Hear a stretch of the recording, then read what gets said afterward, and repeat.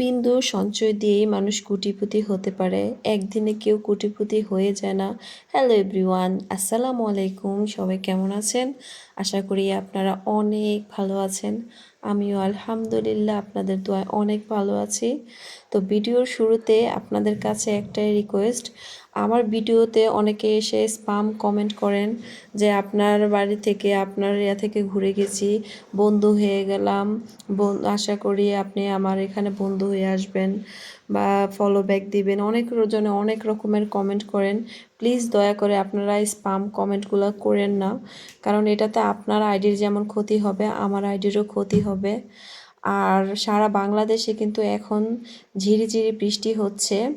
তো আমাদের এলাকা তো এই বৃষ্টি থামছে, এই বৃষ্টি হচ্ছে, এরকম করে আজকে সারা দিন বৃষ্টি ছিল। তো আমার এই ফুটেজটা সকালবেলা নেওয়া। তো আমার কাছে বৃষ্টিটা কিন্তু দেখে খুব ভালো লাগতেছিল বারান্দা থেকে। তো ভাগ্য তো আর নাই যে বারান্দায় বসে বসে বৃষ্টি দেখব, কারণ যেহেতু সংসার আমি চালাই বা সংসারের দায়িত্ব আমার কাছে, আমার বাচ্চাদেরকে নাস্তা খাই স্কুলে পাঠাতে হবে। তো আজকে দেখেন আমার কিচেন রুমের কী অবস্থা হয়ে আছে। গতকালকে আমি কোনো কাজ করিনি, আর আমি 1 ঘন্টা সময় হাতে নিয়ে আমি সবগুলা কাজ কমপ্লিট করব।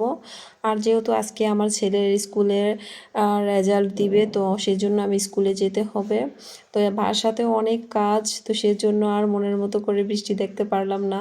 এই বৃষ্টিতে ভিজে আমার ছেলের স্কুলে যেতে হবে।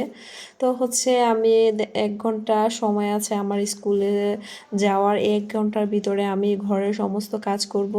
এরই মাঝখানে আমি আমার বাচ্চাদেরকে নাস্তা টাস্তা খাইয়ে ওদেরকে স্কুলে পাঠিয়ে দিয়েছি। আর আমি বলছি যে তোমাদের রেজাল্ট দেওয়ার 10 মিনিট আগে আমি স্কুলে যাব। তো আমার এই কাজগুলা কিন্তু আমি যত্ন করে করি। আসলে সবচেয়ে বড় কথা হচ্ছে, আপনি যদি কাজ করতে ভালোবাসেন, নিজের সংসারকে ভালোবাসেন, দেখবেন আপনার প্রত্যেকটা জিনিসের প্রতি একটা আলাদা মায়া থাকবে।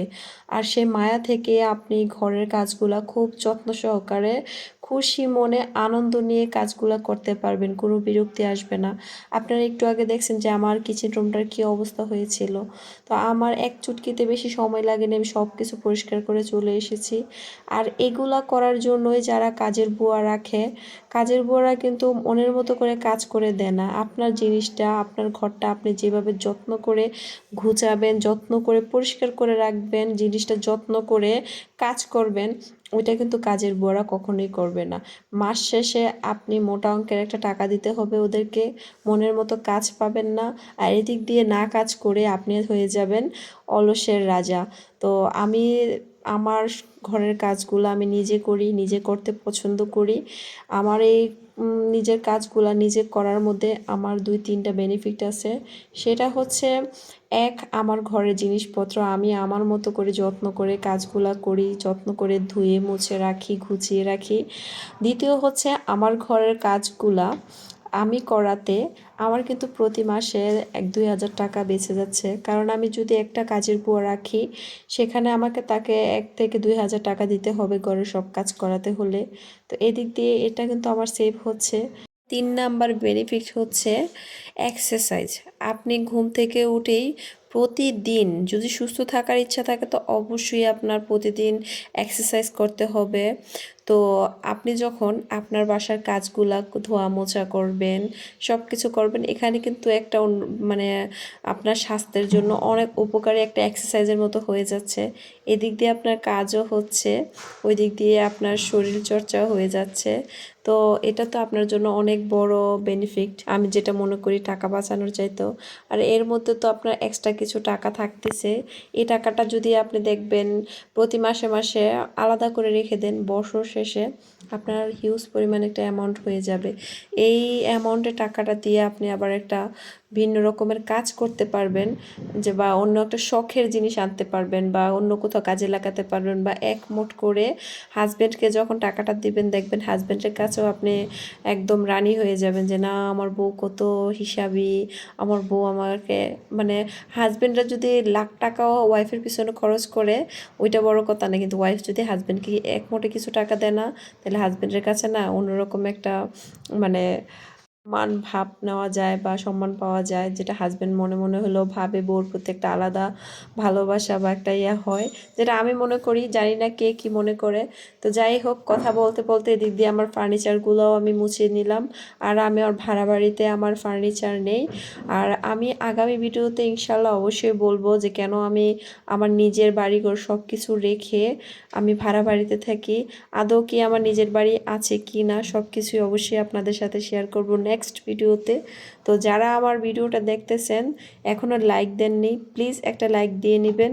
আর যদি আমার ভিডিও আপনাদের মনে একটু ভালো লেগে থাকে তো অবশ্যই আমার চ্যানেলটি সাবস্ক্রাইব করে আমার ভিডিওটা আপনাদের বন্ধুবান্ধব আত্মীয় স্বজনের সাথে শেয়ার করবেন। আর হচ্ছে নেক্সট ভিডিও দেখার জন্য সুন্দর একটা কমেন্ট করে যাবেন। তো আমার ডাইনিং টেবিলটা খুব অগোছানো হয়েছিল, তো সেগুলো আমি একটু গুছিয়ে নিতেছি। সংসারের কাজগুলো আমি যত্ন সহকারে করি বিদায় হয়তো বা এক্সট্রা আমার বেনিফিট অনেক আছে। আপনি একটা জিনিস খেয়াল করে দেখবেন, আপনি কাজের লোক রাখলেন, আপনার প্রতিদিন কাজের লোককে কিছু না কিছু আপনার দিতে হবে। হ্যাঁ, আপনি কিন্তু ওনার একটা কাজের লোকের সামনে আপনি চাইলেই এটা ওইটা খাইতে পারবেন না বা এটা ওইটা করতে পারবেন না, ওদেরও একটা আশা থাকে আমাদের প্রতি। তো এদিক দিয়ে আপনি মাস শেষে বেতন দিতে হইতেছে, বাড়তি একটা জিনিস দিতে হইতেছে। তো আমি মনে করি আমার ঘরের কাজগুলো আমি যত্ন সহকারে করলে তা আমার অনেক দিক দিয়ে লাভ হয়, অনেক দিক দিয়ে সেভ হয়।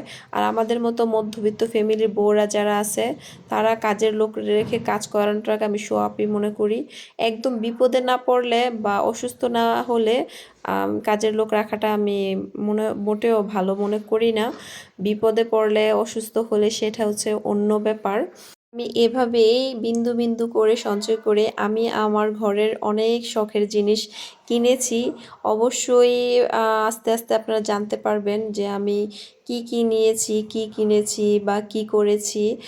আগের ভিডিওতে আমি আমার একটা গোল্ডের আংটি দেখিয়েছিলাম, যেটা আমার নিজের জমানো টাকা থেকে আমি কিনেছিলাম বা কিভাবে কিনেছি, কিভাবে করেছি সব কিছু। যারা আমার রেগুলার ভিডিও দেখেন অবশ্যই তারা জানতে পেরেছেন। আর যারা জানেন না তারা আমার ভিডিওটা দেখে আসবেন। তো হচ্ছে আমি আমার সংসার থেকে টুকটাক করে অল্প অল্প করে টাকা জমিয়ে আমি আমার শখের জিনিসগুলা কিনি বা আমার প্রয়োজনগুলা অনেক প্রয়োজন বা অনেক সময় অনেক কাজে লাগাই। তো হচ্ছে এটাই আমার এর মূল কারণ। তো আমি ঘরদোর গুছিয়ে চলে আসলাম আমার ছেলের স্কুলের সামনে। তো হচ্ছে আমার ছেলে যে স্কুলে পড়ে সেটা হচ্ছে উপজেলার সাথে, আর আমাদের উপজেলার মাঠের মধ্যে ফুলের গাছ লাগানো, অনেক ফুল ফুটে আছে। আর এদিক দিয়ে দেখেন একটা আনসার, উনিও ফুলের পিক তুলতেছে। তো আমার ছেলের রেজাল্ট দিবে আরও 20 মিনিট পরে। আর এদিক দিয়ে এক সংগ্রামী আপু, ওনার হাজবেন্ড মারা গেছে, তো ওনার 2টা বাচ্চা নিয়ে ওনার চলাটা অনেক কষ্ট। তো উনি আমার ছেলের স্কুলের সামনে এসে নানান রকমের নাস্তা বিক্রি করে, এখানে ডোনেট বানাইছে, তারপরে হচ্ছে শিক পিঠা বানাইছে।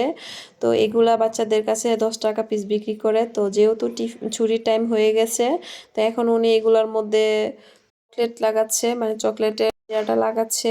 তো আমার দেখে না ওনাকে খুব মায়া লেগে গেছে। আর হচ্ছে মানে মেয়েরা চাইলে সব কিছু পারে, উনি লাজ লজ্জা না রেখে উনি ওনার কর্ম করে খাচ্ছে, এটা আমি অনেক ভালো মনে করতেছি। আজকের সারাটা দিন প্রচণ্ড বৃষ্টি হয়েছে, বিকেলবেলা হয়ে গেছে দেখেন আকাশটা মেঘাচ্ছন্ন আর ঝিরঝির ঝিরঝির বৃষ্টি হচ্ছে, সারা দিন বৃষ্টি হয়েছে। তো আজকে এ পর্যন্ত, সবাই ভালো থাকবেন, সুস্থ থাকবেন, আল্লাহ হাফেজ।